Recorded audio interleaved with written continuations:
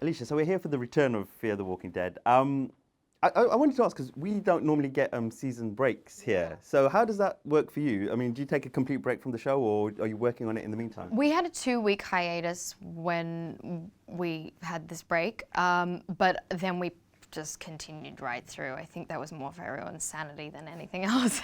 But yeah, it is a bit strange knowing a lot more too, and people not being able to see it when it's still a continuation of the series. Yeah. Is it hard to get back into character then, or do you just kind of get back into that naturally? Not from 2 weeks. I think it's never really a break even for the 2 weeks. You're still kind of in it, and we were doing press even at that time, I think too. But it's different when you have. I mean, right now we've actually finished the season, so we all have, I think, about 4 or 5 months break, which is quite long. And so going back into season 3, that will be it is more difficult to do that, because then you have to really get back into everything and remember, all that's happened and reevaluate what's going to happen in the future too. Mm-hmm. There's been a great reaction to the show. I was wondering, I mean, how prepared were you for that? Very underprepared, I'd say. Really ill-prepared.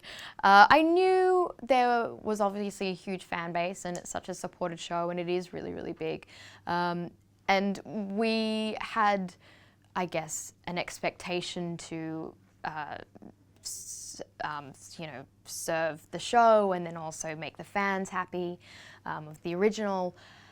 But I guess we all kind of were just taking it as it came, and so it's a nice surprise to see that it really is doing well on its own too, because I do think it stands alone as its own show, and it's successful in its own right. So that's really nice. Mm-hmm. There's so many great scenes in the show. One that has stuck with me for a while, I've seen a couple of the new episodes of the upcoming episodes, is the end of episode 9 when we see something really traumatic happening. I mean, is that one of the scenes that stands out for you as well? Because it is just so remarkable. Yeah, it is. And it's also, they didn't tell me the first time they were going to do it. So I was genuinely scared the first time it happened. But yeah, no, that episode really starts a whole new journey for Alycia too, and for me as well, being on her own for a little bit and experiencing the apocalypse in a very different way. Mm-hmm. Is it frightening doing those scenes, or? It's hard. It's different. It's so absurd and abstract in so many ways that it becomes quite comical, but it's also, when you're immersed in it and you're going with the momentum and the energy of it, it does really serve itself. It kind of creates that kind of panic anyway, because you have if it's 20 people in zombie makeup coming at you, it's not a comfortable feeling. But when they call cut and then they all grumble off and go back to their starting positions, it's very absurdly funny. So yeah, it's actually quite a light-hearted atmosphere on set though, because it's such morbid subject matter. You can't be constantly, feeling that. It's too much. Mm-hmm. Has your approach to the subject matter changed at all from when you started the show, in terms of how you approach it and how you take certain aspects of it?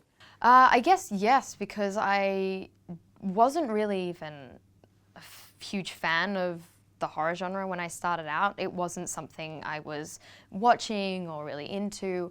But once I read the pilot, I mean, it was so much more about the family dynamics and obviously what people will do rather than, what people do to zombies, that it changed my perspective. And then especially now filming this and being in season 2, I am a big fan of it. I used to be really,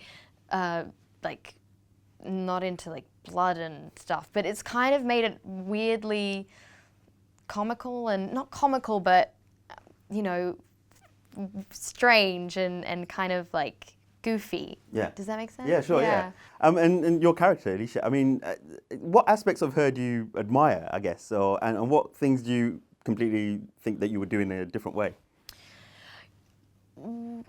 What the hardest thing I found, and I don't know if this is something I admire, but I think is important, is that her being a teenager and stuck in this world. That's a really hard thing to portray accurately but also unabashedly, because being a teenager, there's already so many preconceptions about being moody or angsty or, you know, kind of quick-witted but in a really snarky way. And there are so many preconceived notions that it's hard to make that okay and just be with that. And so I like that she's able to just be a teenager, and then we can see her grow, we can see her make the mistakes, and I guess if people want to be mad at that, it's okay and it's kind of good, because I'm excited to see her really change and develop. I know that's sort of a weird answer to your question, but no, it makes great sense. Kind of what came to mind. Finally, just one last question. What do you think fans can expect for the last few episodes and in the run-up to season 3? They can expect, I think it'll be a real surge of desire for everyone to come back together. Excellent. Thank you very much. Pleasure. Yeah. Thank you. Thank you. A surge of desire? What is that?